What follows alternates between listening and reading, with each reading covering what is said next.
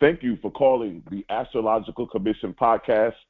This is your host, Issachar Bey, and I'm here with another great segment in our podcast today. I have somebody who I believe is somebody who I definitely honor and respect. He's somebody who's definitely pushed the needle forward in astrology. He was somebody who I had in my earlier beginnings of astrology definitely came into contact with, and he's definitely been a great inspiration. And we're going to talk to him, and we're going to really get an in-depth insight into his life and his journey. He's somebody who I believe needs to be recognized and also needs to be celebrated for his contribution to this great dynamic journey of astrology. And I want to talk about none other than Mr. Bob Mulligan. How are you doing, sir? I'm fine. How are you today? I'm doing pretty good. Hey, Bob, just to get started, tell us a little bit, how were you first introduced into astrology? I was a graduate school student at Roosevelt University in Chicago. I lived in a small apartment. I didn't have any furniture. I just had an altar. And I would come home from my job at the university, and I would sit in front of my altar, basically just sit and talk to my spiritual master, Mayor Baba, all night. And then near the end of my time in graduate school, Baba had asked me to choose a profession, and I went back and forth with him, over several nights, and I said, you choose. And then the next day, I went to my parents' house for Thanksgiving. This was in November 22nd, 1973. And that night, when I was asleep, I was carried up and saw the whole universe as a mandala. And I came back into my physical body. And I asked my dad to borrow his car. I went down to the center of Urbana, Illinois, where my parents lived, and there was a little store there called the Elysian Tree Metaphysical Bookstore, and it was Thanksgiving Day, and it was open. I went in, I bought an ephemeris, a table of houses, and a handful of other, some chart calculation paper and a few other things. And I came home, I got everybody's birth information in my house, my parents' house, but, the whole family was there and friends for Thanksgiving. And I sat down and I started calculating people's charts from their birth information. And I pulled people aside and started reading their charts. Now, up until that day, I didn't even know how many signs of the Zodiac there were. I had no interest in astrology. I had actually visited an astrologer about 6 months prior to that, Swami Kriyananda, and he told me that I would become a professional astrologer. And I thought, wow, this guy's really gone off the deep end, because I had no interest in it at all. But there you have it. I came in a flash, and I have done it every day since then. I mean, I don't know how or why my master gave it to me as a life's work, a profession, and I've just taken it for granted. I mean, I've read, I have about 8,000 books in my library. I've read a lot of astrology books. I've had a lot of teachers. I've been to a lot of conferences. I don't know how many clients I've had through the years. I mean, I would see 5 clients a day in my heyday. I'm, an elder now. I don't see as many clients as I used to, but I used to travel for my work, and I would do charts for people in person in 6 different cities in the United States, and occasionally I would go to Ireland or to England or to India, and I had clients there as well. But I when I first started doing astrology, I was doing it for free. My schedule was always full. And then I started charging like $5 and then $15 and then $35. And what can I say? Eventually I was earning a very decent income. And I have 5 children. And, I paid for their education and, had a regular life. The only thing is that, of course, I lived on the road for about 20 years, and that was difficult. My youngest child is 28 now, and when she was born, I decided I was not going to travel anymore. And within a year, I had discontinued seeing clients on the road. But I have clients today that have been clients of mine for like more than 40 years, and it's been all-consuming. It's been not just a profession; it's been a calling. It's what I am apparently designed to do. So yeah, it's been something. Who were some of the astrologers that maybe you studied, or what were some of the books that you first got a hold of that you felt were very influential in really getting you into astrology? Well, I just like everybody in my era, everybody read Isabel Hickey, which was, her book was kind of a foundation. I studied with Swami Kriyananda in Chicago, Doris Hibble in Chicago. I studied a number of different people who had specialties. I studied with Henry Weingarten in New York. Marcia Moore and Mark Douglas. I worked with Marcia Moore, and she wrote that gigantic book, Astrology, the Divine Science, which is, more than 800 pages. And it's out of print now for a long time. Wonderful book. I have a huge list of books that I think are pretty important, because astrology is a community discipline. No astrologer does it all on their own. And we all have people that we learn from, and it's been quite something. And so, that's great. Coming out of Chicago, I know it had to be extremely, what everybody who studied and getting into your astrological study. And so as you begin to start to practice and start to do all of these readings and travel all over the world, when did you actually move into where you considered yourself to be a professional astrologer?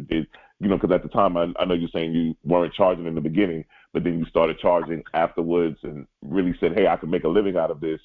And so, you begin to go ahead and travel the world and go to all these different great places all over the world and begin to, like you said, connect with other astrologers and begin to really start getting engroved into this whole astrological journey. Oh, I don't know. I was a professional astrologer, earning a living at it, and quit my job at the university in the summer of 1974. And I taught classes, had students. I was very fortunate in the sense that I always had a full docket. I always had people that wanted to see me and people that enjoyed my work. And I said yes to everybody and everything at the beginning. Now, of course, I'm very selective, but because I only see about 5 clients a week. where I used to see that many a day. And I have to know today that I'm actually doing good work for people, and it's something that they need and they need to get from me. Otherwise, there's plenty of other astrologers, lots of people that are out there doing, really credible work. And I don't waste my time or anybody else's time doing something that somebody else could do just as well. It's what I have is unique. I focus primarily on helping people elevate their consciousness, get closer to God, realize their spiritual destiny. This other stuff, it's all part of life. Should I buy a green car or a yellow car? And should I take the new job, or should I move to Detroit, or any of those kinds of things? Those are all very valid questions and things that astrologers are very good, if they're competent astrologers. They're very good at being able to help people with. And of course, I myself see other astrologers and get readings at least once a year with a different astrologer on my own chart. And I'm friends with lots of astrologers all over the world, and enjoy their company and the work. So what kind of astrologer are you? Are you a psychological astrologer, or what would you classify yourself as? Well, I have a 4-year correspondence school in astrology, and I tell all of my students, you have to be able to forecast. You have to be able to see physical events in your client's life. I think that it's much less important than understanding why things happen and how they come about. But it's still important to know what is happening, what's going on in the person's life, what kind of events are in their life. So, yeah, the psychology behind the events is more important, but the spiritual significance behind the events is more important than the psychology. It all fits. It's all part of this larger cosmic pattern, and I think it's worthwhile. Most astrologers learn to see events first. The ones that bypass that and just concentrate on what you would call the psychological approach to astrology, they miss something. And actually, 99% of the time, they end up not being very good astrologers. So learning to be able to see the physicality of what's going on, it's gigantic. It's important. Sort of like weather forecasting with astrology, which is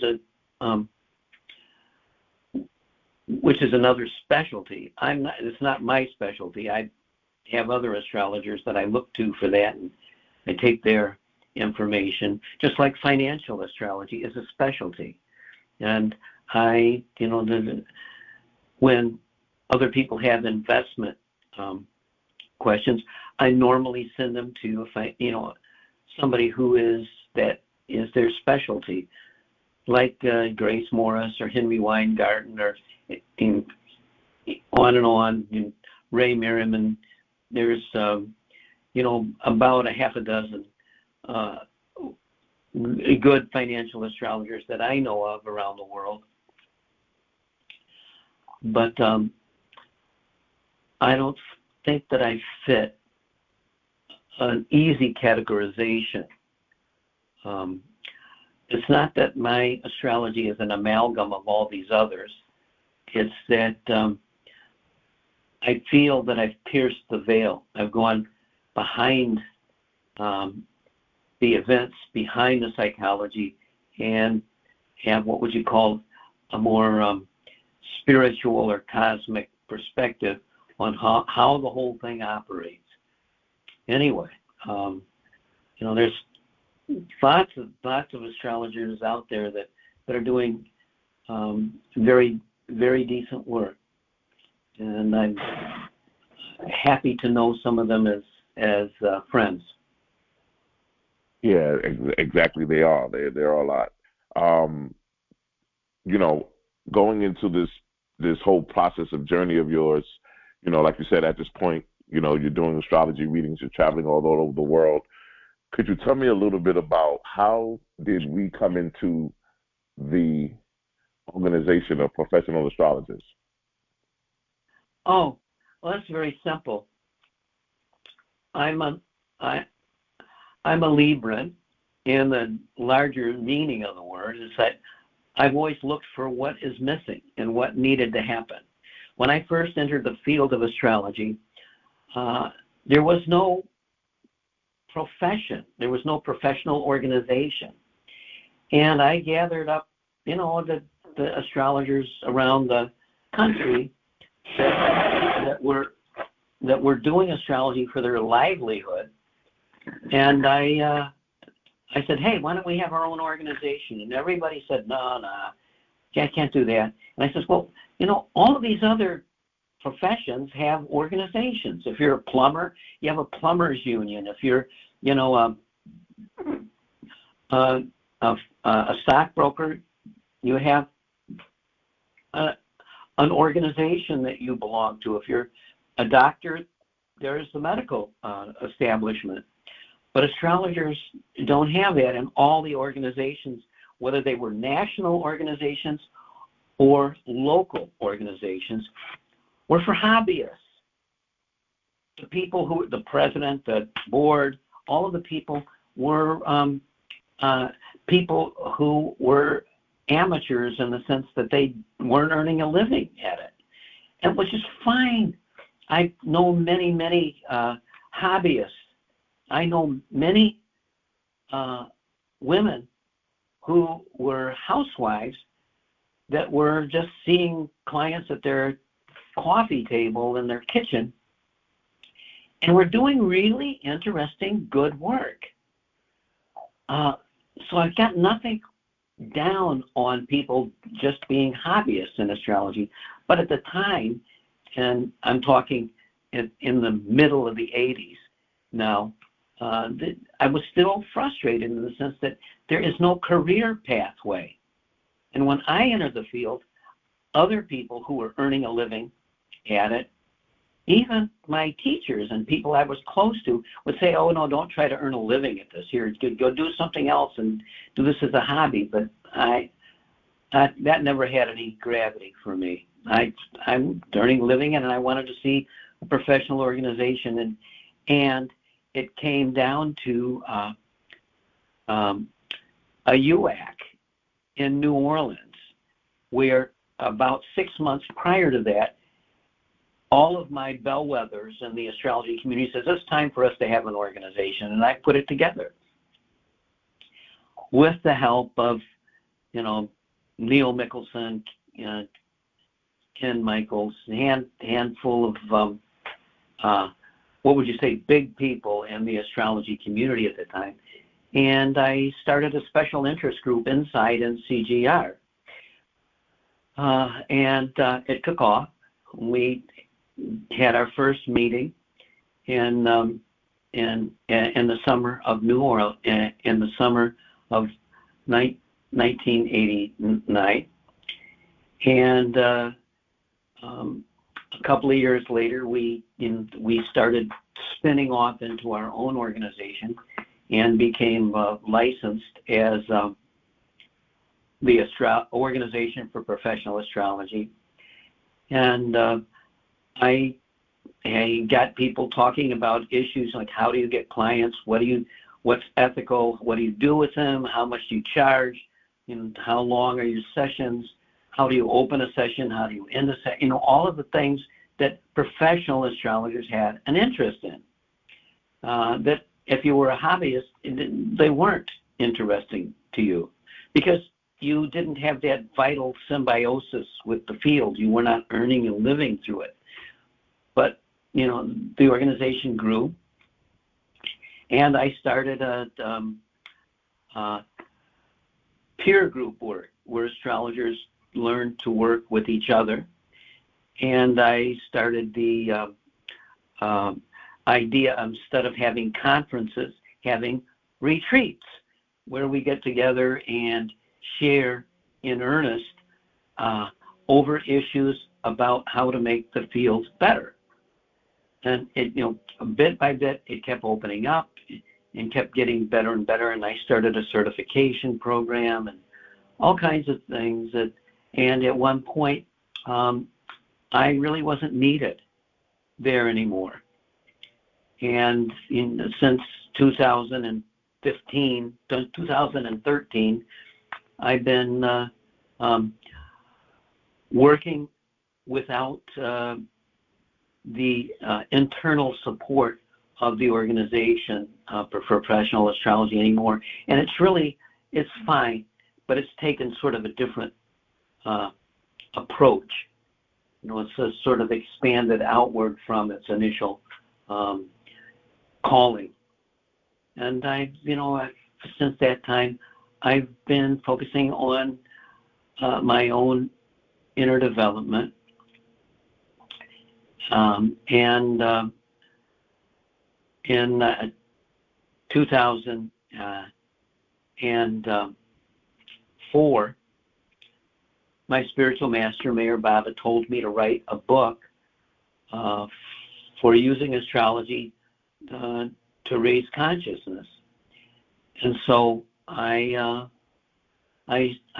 took 20 years to write this book because it required a tremendous amount of research and meditation and comparing notes. And I would say, I don't know. In the acknowledgments in the back of the book, there's more than 20 people who played some really phenomenal role in helping the book come across the finish line. So many editors, so many times of taking it apart and looking at different things. And my assistant, Katie, went through every chapter, every iteration of every chapter with me, and my daughter Bailey did the final proofing with me about a year ago. And then on the 14th of February of this year, 2025, the book came out. Regulus is the publishing company in England. And now the book is available from me. It's available in bookstores. It's available on Amazon, of course. And, it's like we have a presence in England, Ireland, South Africa, Australia. It's been reviewed very favorably. Arlen Weiss just sent me a book review that she had written for the Astrological Association of Great Britain, but also for OPA. And so it'll be coming out. The review will be, published over the next couple months.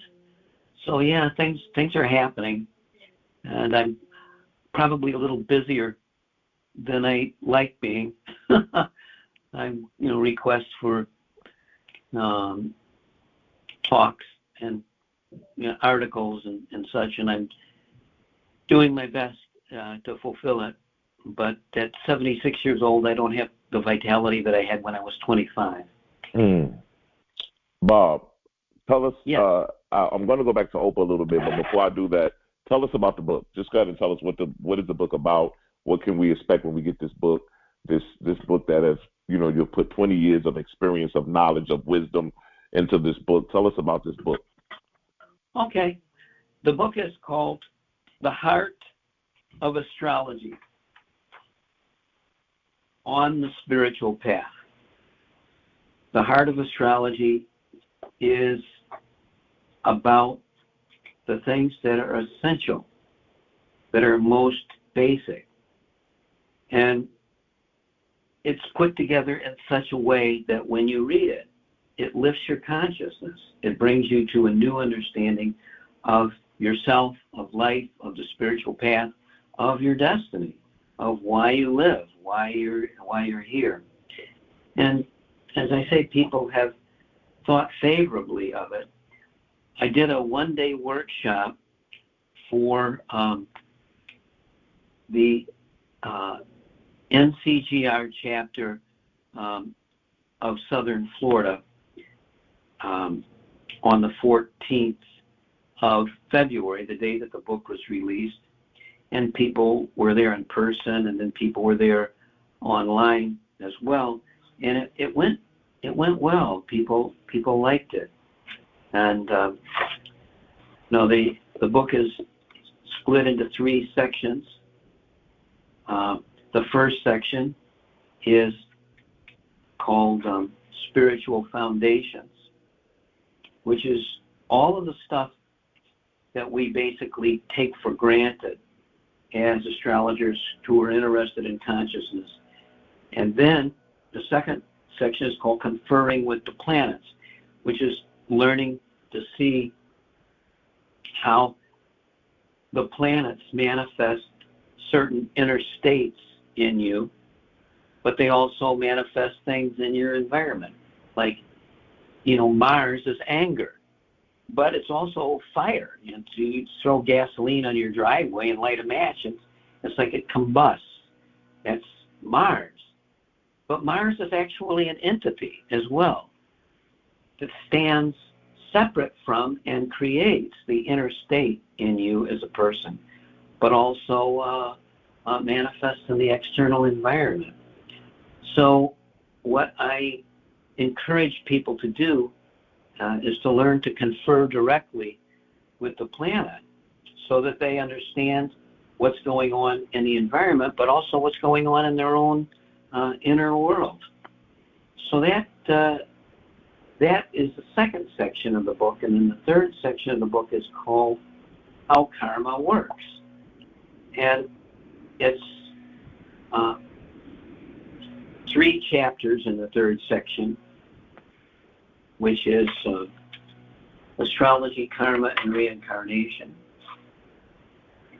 And then the hierarchy of the planets, and your birth chart as a spiritual roadmap.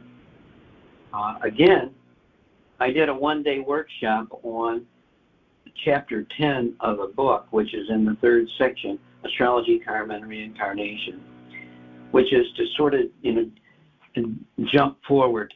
I got to say, the Atlantic chapter of NCGR, which is stationed in Fort Lauderdale, Florida, is probably my favorite group in the world to speak for, because the people in the group are very astrologically savvy.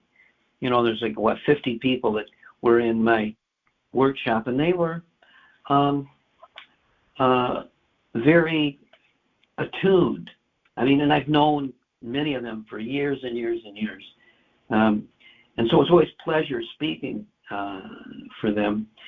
And then the second chapter of the third section, the hierarchy of the planets, chapter 11 in the book, is a very potent, because it, beyond the first beyond the chapter Astrology, Karma, and Reincarnation, which is the overview of how creation works, the hierarchy of the planets shows why you were born at certain times and how your karma works out through the personal planets, and then the social planets, and then the transcendental planets. I did a workshop for the NCGR chapter in San Diego on that a few years back. And then the last chapter of the book is your birth chart as a spiritual roadmap, which is a topic that for 45 years or so, I've lectured on at some time to different groups, but this is the first rendering where I've shown people here are the literal techniques that you can use in your own chart for deciphering how you raise your consciousness and how you use that to navigate where you have to go next. It's, again, I love this book. I think it's well, the reviewers have done a nice job with it. As Georgia Stathis said on the book, this is not a book for beginners. It's for the deeply immersed and aware of planetary energies. It weaves those energies into various spiritual constructs, making some enlightening connections for the reader. I love this book. And as Hope Kanza said, the book is much more than an astrology book that just might sit on somebody's shelf and be used as a reference. It's an invitation to access a deeper level of existence, which it is. I encourage people to take a look at it, not because I wrote it and I think it's great because I wrote it, and, you should buy my book. That's completely beside the point. It's that we're hungry for something, but it isn't food. It's something spiritual.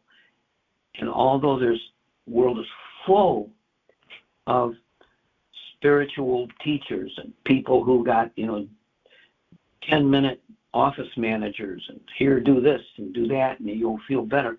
It's like astrology is a tool that allows you to cut through all of the BS and say, hey, wait a minute. There's something going on with me that is unique to me. And it does fit a larger hunger that we all have to grow beyond our limited self, to find the essence, to find the truth, the origin and goal of our own being. And astrology is the perfect tool for that because astrology is the baseline for how everything happens. If you go to any culture around the world, any indigenous culture, you will always find some form of astrology because it's the single intellectual connecting principle that ties the whole pattern together for everybody. So yeah, we're moving into a time period where astrology will be the basic underlying philosophy of how culture operates. And astrologers will play a key role in bringing that about. So yes, very important that we as astrologers be very educated and be very honest with ourselves about what we can do and what we can't do. So many times I've heard a professional astrologer who I respect. Many times I've, through the years, heard somebody wearing that moniker say, oh, astrology can't do, and then they go on to say what astrology can't do, which is a lie. It's not that astrology can't do it, it's you as an astrologer can't do it. And that's okay, but just own it and say, this is my personal limitation. This is my personal limitation of understanding. Astrology is a perfect science, but not every astrologer is perfect. Matter of fact, as my spiritual master, Mayor Bob, has said, astrology is the perfect science, but only 1 out of 1 million astrologers understands it. So, in a way, we're all like a monkey with a machine gun in a dark room. We're going to hit something, but that doesn't mean that we really understand what's going on. So it is a proud mission to be an astrologer, but it is also one where we have to see and learn and admit our mistakes and do our best to learn from them. Yeah, you're right. If we do that, we're on the right track. You're right. We're educating ourselves. It's like, how many times have, astrologers predicted something that didn't come about? And how many times do we go back and check? I do one-offs. People say, will you do my chart? And I think, oh, okay, maybe. So I end up, I do things where I do a person's chart once, and I'm probably not going to see them again. But I may look them up and say, did you find it valuable, and blah, blah, blah. But where the rubber meets the road is I have clients that have been clients of mine for 40 years. And I get feedback from them every month or two as to what we're talking about, what we've worked on together, and how things fell into place for them.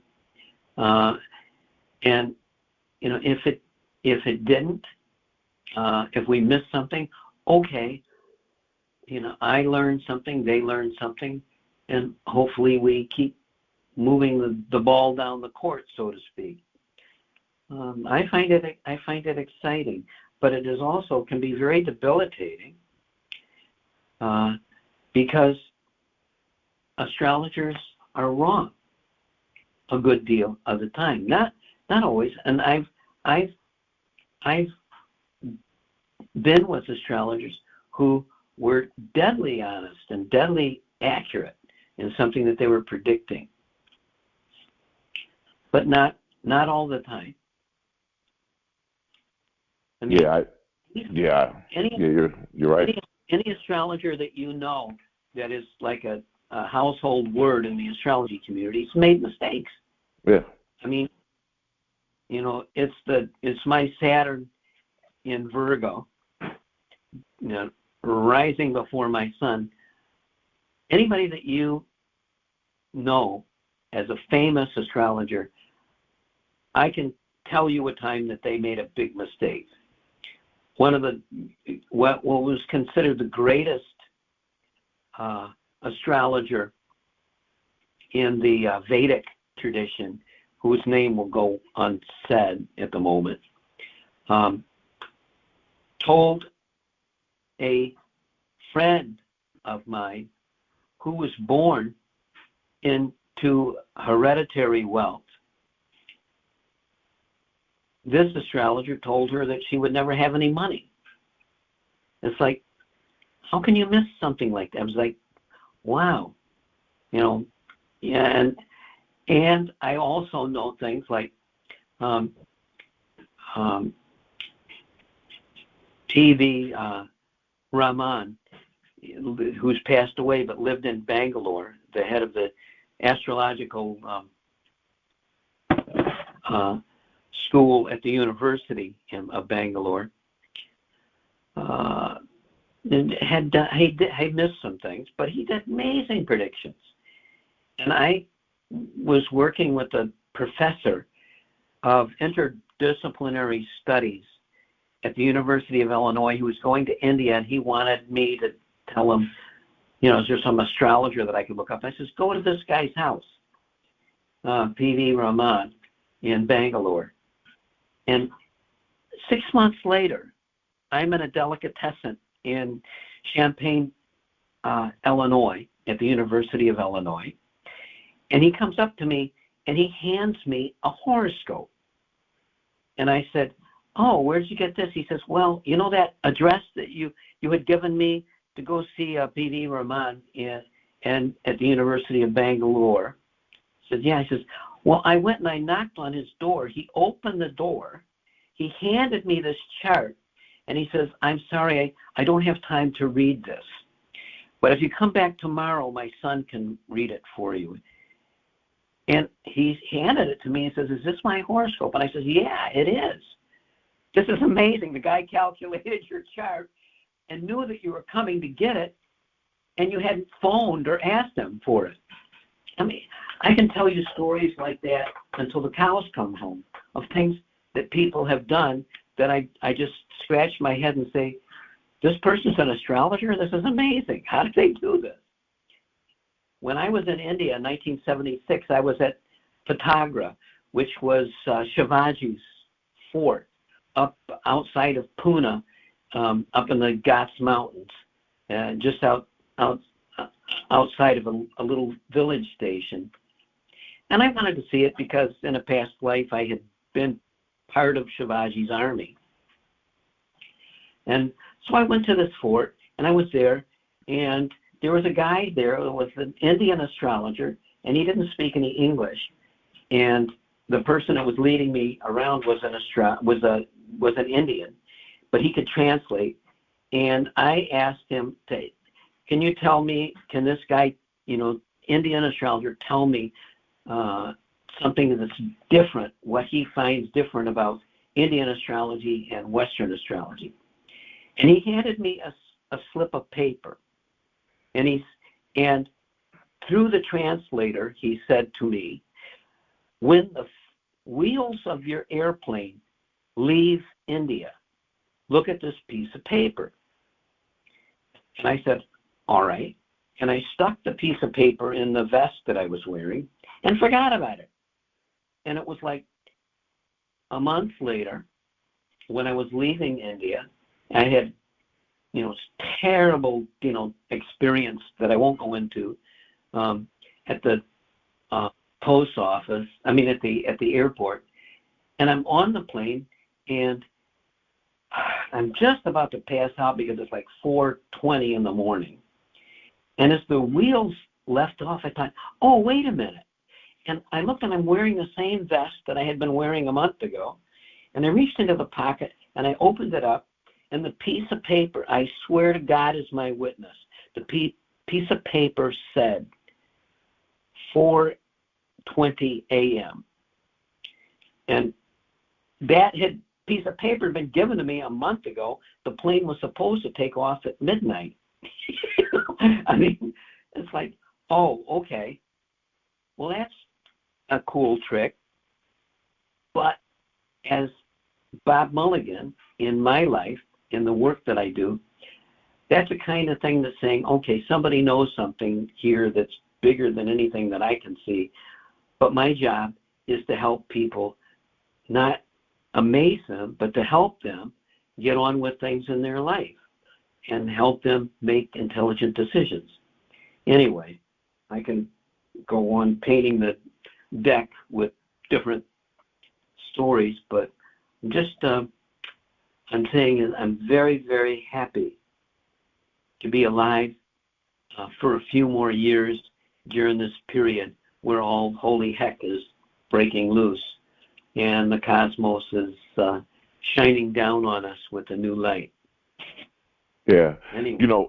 Bob, I just going back real quick, I wanted to definitely honor you and definitely give you your accolades and celebrate you for OPA, because I think that when I came into contact with you as a young astrologer, this is, years ago, you really kind of took me under your wing for a minute, and you were the reason I joined OPA. You had at the time you were over OPA. You had, just started it. You were getting everything unfolding, and you were growing it. It was expanding, and I just think that your vision for OPA and your vision and what you saw the void, you saw the need of what needed to be in this community of astrology, and you were able to create this organization that to this day is still flourishing. I think it's definitely phenomenal.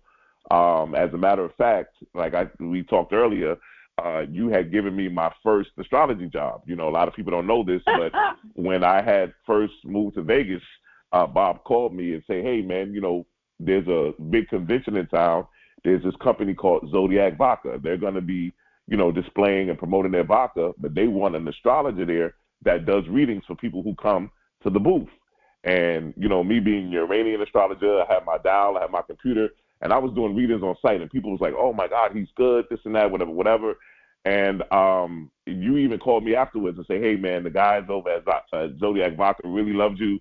You know, they really had a great time. And, you know, so I wanted to always thank you for giving me. That's really like my first really job, you know, out in the public. So, but, you know, Oprah, man, what you have created, I think has been, you know, just your vision, the courage, the tenacity to even implement something like that. When you said everybody told you, hey, I don't think we don't need that. You shouldn't do that. You should leave that alone.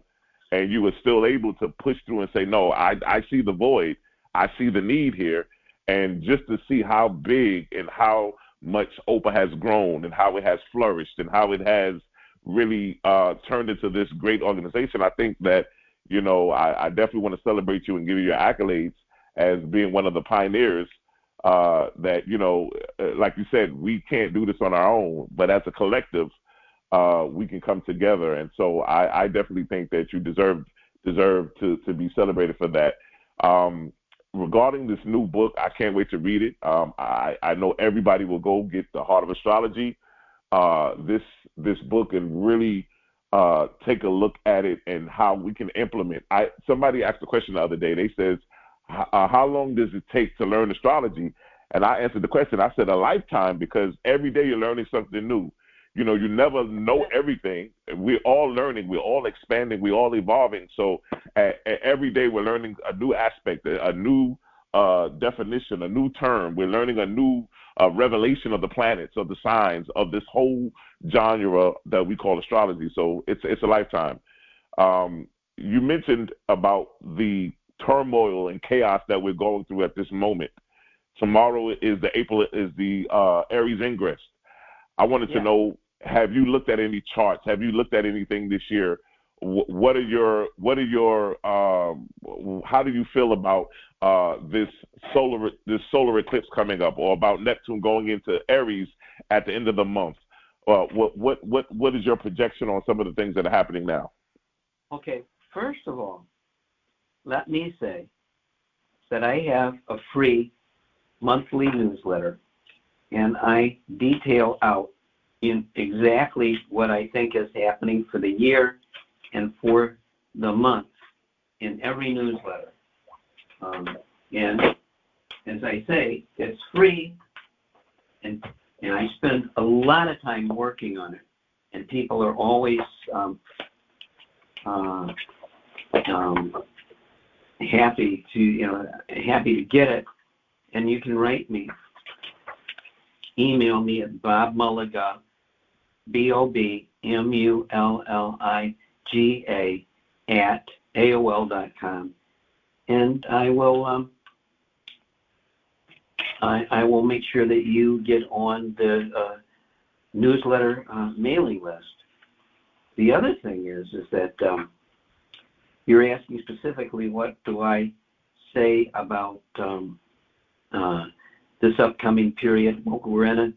We just had an eclipse, a total lunar eclipse, and now we're going to have a solar eclipse coming up. And between those two things, we have the sun going into Aries. Now, I have friends who are astrologers that use the sidereal zodiac, and I want to say I'm sure inside that system it works. But I want to point out that there is something physical that you can prove for yourself. You can take an egg and balance it on its end at the time that the sun goes into Aries, because the forces of daylight and darkness are equally balanced. You can do the same thing at the autumnal equinox, and that is you can do it with a broomstick. You can do it with a number of ways to show that the first degree of Aries has some kind of physical imprint. Also, there are 8 points, 0 degrees cardinal and 15 degrees of fixed signs, that are called the world point, and things that happen right on that point affect everything in the world. Now, astrology, as we all know, is complicated. But there are some things that stand out that we can see because there's plainness in those on your face. I'll just read this. The sun enters Aries. This is from my newsletter. The sun enters Aries at 5:03 a.m. Eastern Daylight Time on the 20th. Because of the sun's close proximity to Neptune and the north node of the moon, still languishing at the end of Pisces, we will enter the astrological new year still smarting from the wounds of last year. However, there's a strong message unfolding over the next 3 months. Connecting dots means seeing how we cause our own difficulties. The mischief we attribute to others and the life circumstances is really just a matter of perspective. The moon in Sagittarius trines the sun, Venus, and Mercury. There will be much energy and enthusiasm looking forward. Mars trines Saturn in water signs, showing we will work hard for our beliefs, but only if our emotional forces stay with us. This fire and water dominated chart shows progress is dependent on consistency, which will only be intermittent. Now, with Pluto just having gone into Aquarius, and now Neptune getting ready to go into Aries, we will see, of course, many old structures being torn down and a new way being paved. Now, as Grace Morris says in her financial newsletter, when Neptune goes into Aries, inflation will take off, which always happens when Neptune goes into a fire sign. So there's a lot of things going on in the world over the next 3 months that we should take note of. I don't think we have the time to go into that right now, but I'm just trying to outline a flavor of it. And as I say, I don't try to be comprehensive in my newsletter. I just pick up the things that look like they're helpful and put them out to people. Anyway, I'm pleased as punch that we've had this time together. Feel free to write me or call anytime.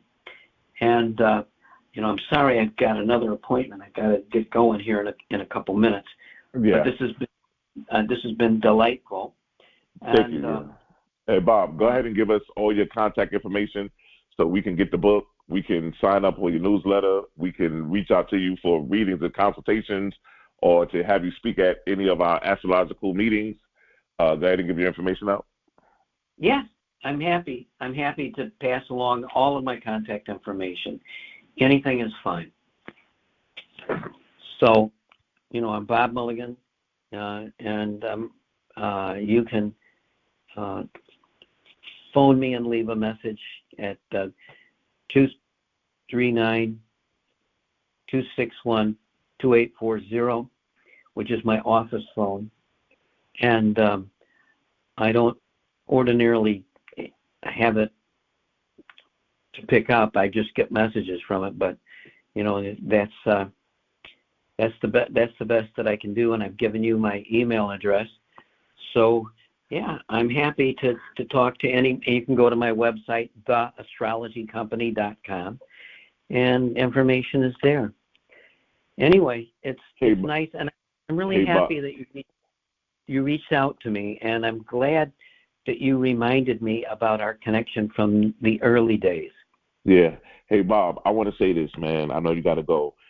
I want to tell you that, listen, man, I appreciate you. You are definitely pushing the needle forward in astrology. You always have been. You are a pioneer. You're a visionary. We honor you. We salute you. We want to give you your flowers. We want to tell you that we thank you and we appreciate you for all that you've done. Bob, I got to say this. I love you, and there's nothing you can do about it. I love you too, and I'm glad you called. You take care, and we'll talk sometime soon, okay?